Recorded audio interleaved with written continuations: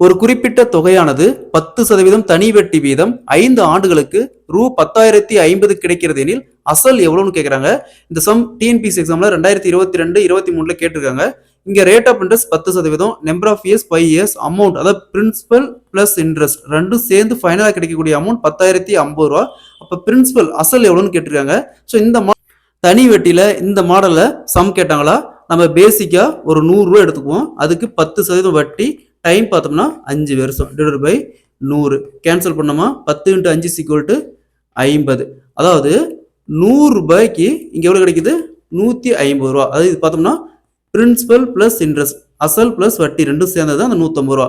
அப்ப இங்க எவ்வளவு இருக்கு அசல் பிளஸ் அதாவது அமௌண்ட் அசல் பிளஸ் வட்டி ரெண்டும் சேர்ந்து 10,050 ரூபா இருக்குது. அப்ப 10,050 ரூபாய்க்கு என்ன வரும்? இது அப்படியே கிராஸ் மல்டிப்ளை பண்ணா 100 × 10,050 வகுத்தல் 150. 0க்கு 0 கேன்சல் ஆயிரும். அதே மாதிரி இங்க 5ஆல கேன்சல் பண்ணா 2, இங்க 3.